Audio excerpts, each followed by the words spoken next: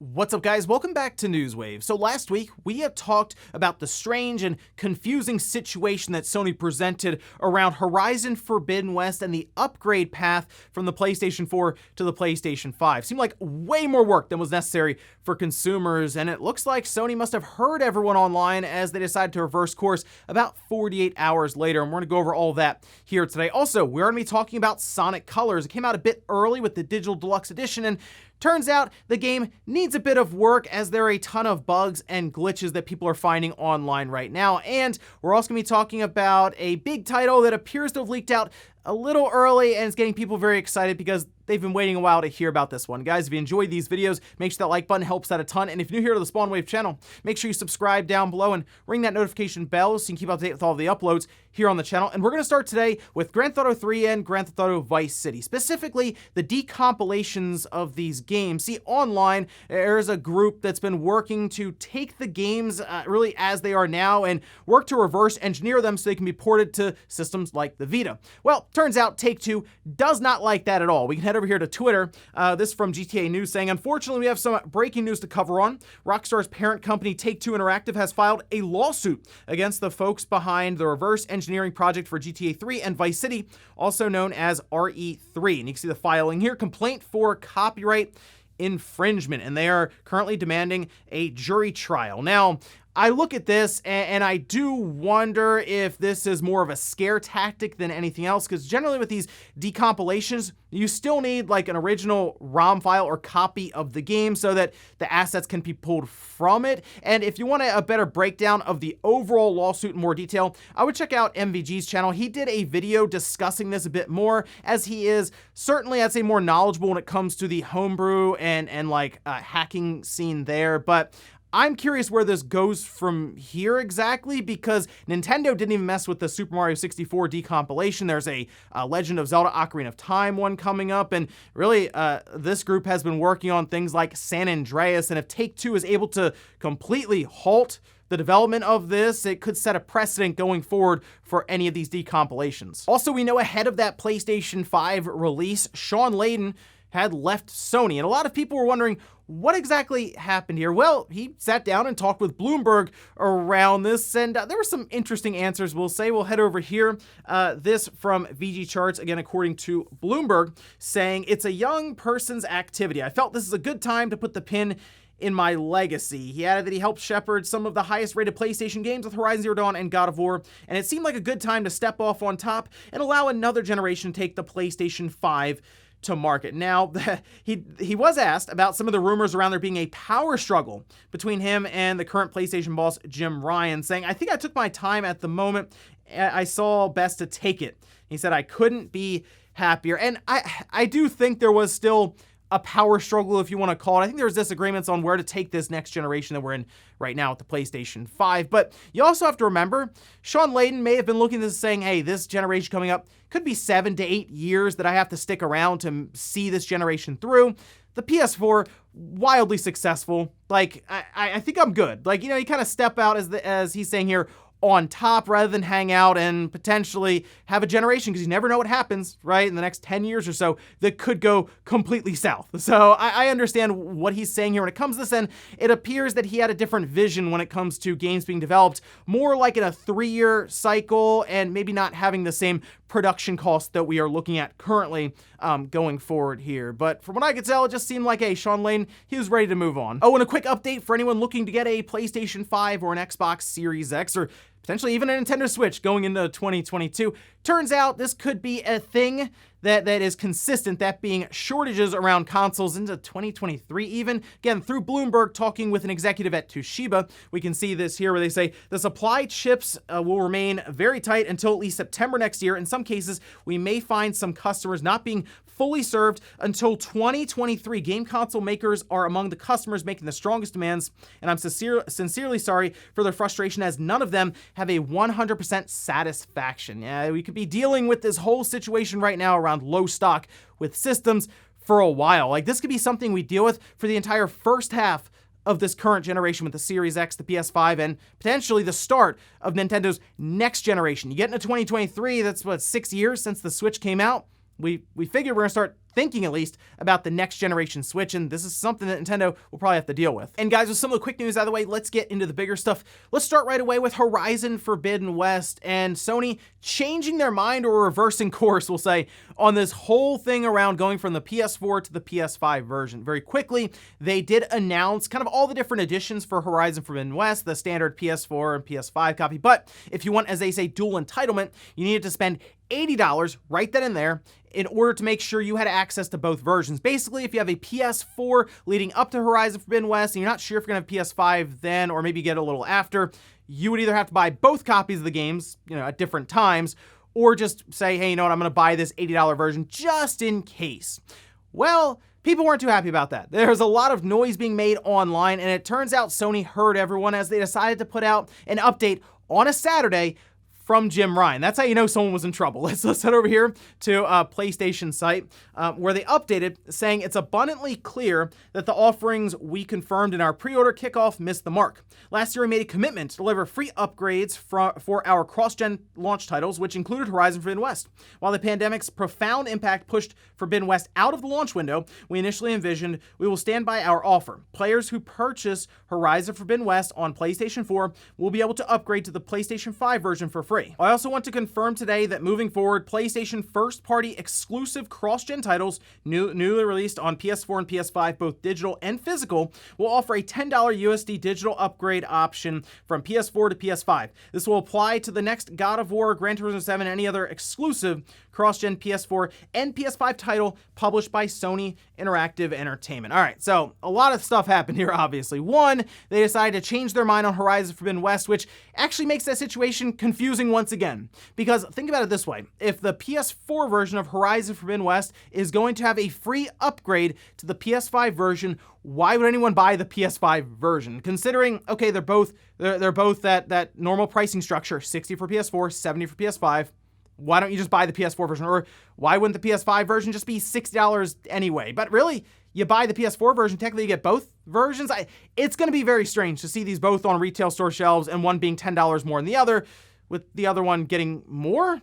Again, we'll see how this goes in February, but the other part here is they decided to just confirm and make this as straightforward as possible. Going forward, as they say with God of War, Gran Turismo, and any others that they do announce, there will be a $10 upcharge for that upgrade, which is what I feel like a lot of us expected, because the $70 price tag, that's not going away. They're sticking with it. It appears to have worked with Ratchet & Clank, where they sold 1 million copies in like less than a month or something.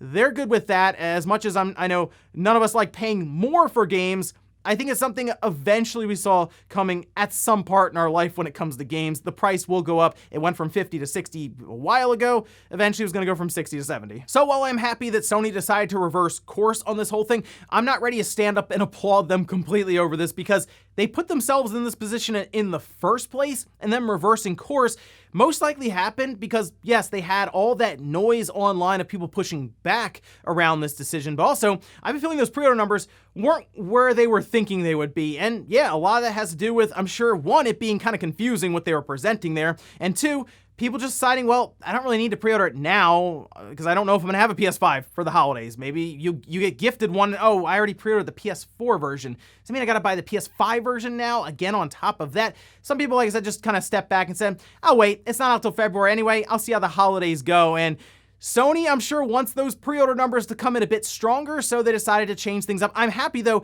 that they just, hey, put it out there as straightforward as possible. This is how the upgrades are going to be handled going forward, because I feel like that's what a lot of people have been looking for, is just clarity around how this is going to go down over the next year. I mean, I'm thinking by the end of 2022 going into 2023, it's just going to be all PS5 titles from there. At least I hope that's the case, because it does appear that Sony has just been confused this entire time on how to deal with cross-gens. They just need to get to PS5 only territory, I think. Next up, let's talk about Sonic Colors Ultimate. If you paid $5 more for the Digital Deluxe Edition, you could have started playing this game right at the end of this past week. It's 4 days before launch, and launch is tomorrow. So I guess that would have been like Friday. You could have started playing this game. And as people started to go through it, they realized something.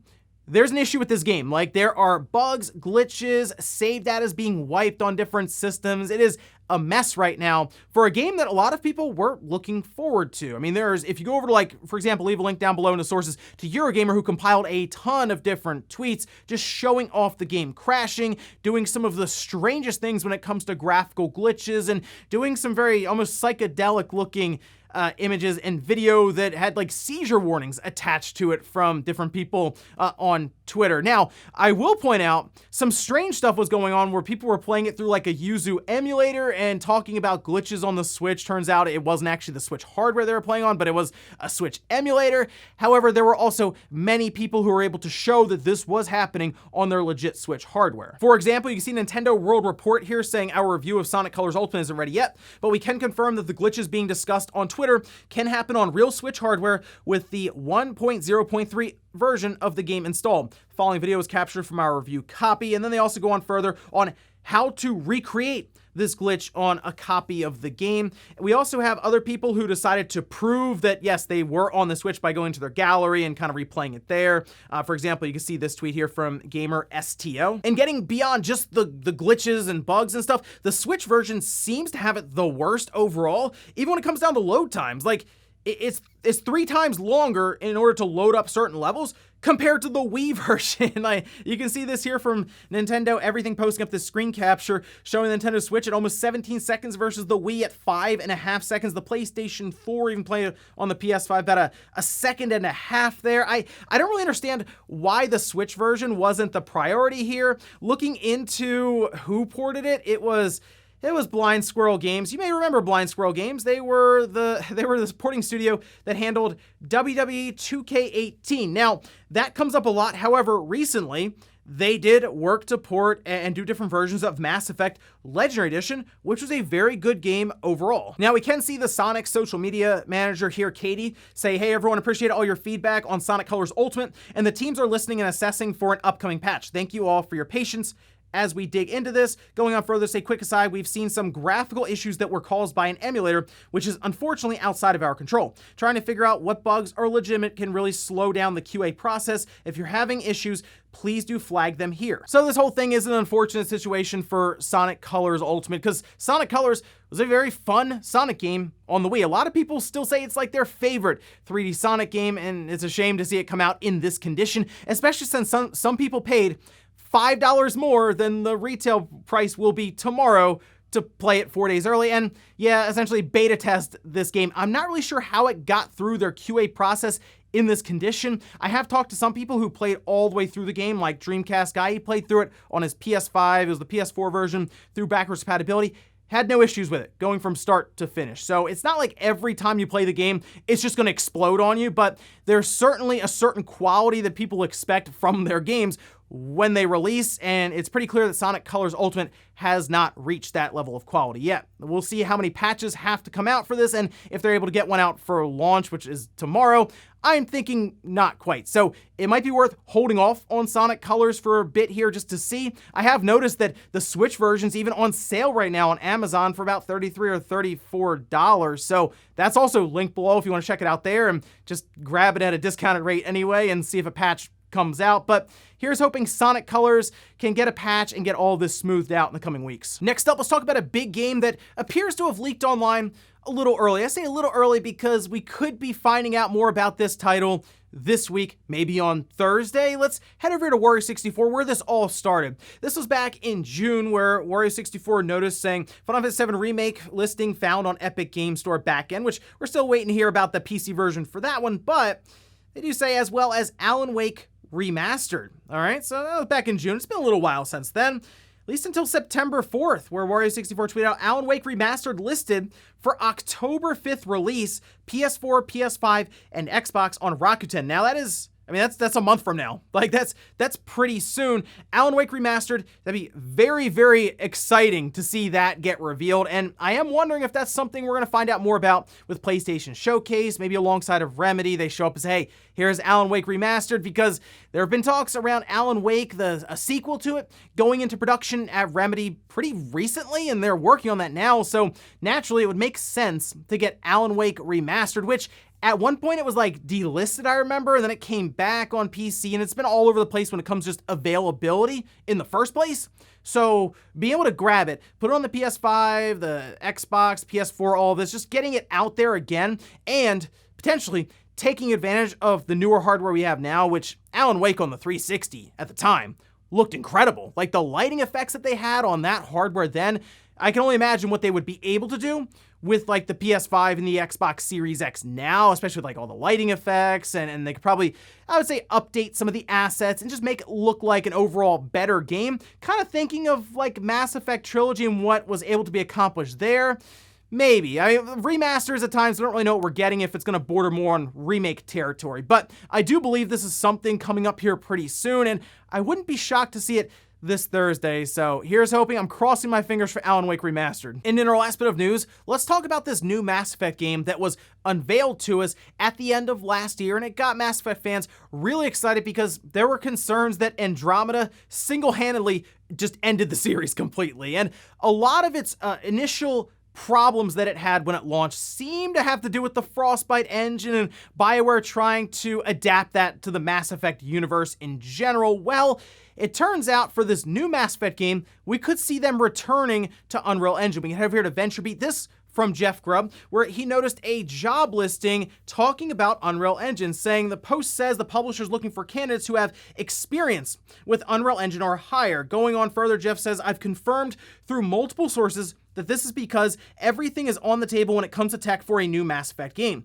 And that includes potentially replacing EA's in-house Frostbite engine with Unreal. And clearly, Unreal Engine was able to be used for the first 3 Mass Effect games. And I know there were a lot of controversy around Mass Effect 3 and some of the stuff they did with the ending, but like, everyone looks at Mass Effect 2 and says that is like one of the best games they've ever played at times, really. I mean, certainly on the 360 and during that generation, a lot of people remember that as one of the best experiences that they had. And them returning to Unreal Engine most likely would do a few things. I feel like it would probably speed up development, that being one of the biggest things, and really might give them the ability to do certain things they can't do with Frostbite. I mean, Unreal Engine's come a long way now, and they could even use Unreal Engine 5, right? And have some really cool effects and different things they can do with that, versus Frostbite, which wasn't exactly designed for Mass Effect, and it sounded like even with Dragon Age, when that had released before, they had to do a lot just to get certain things working with that game. So I know using the in-house engine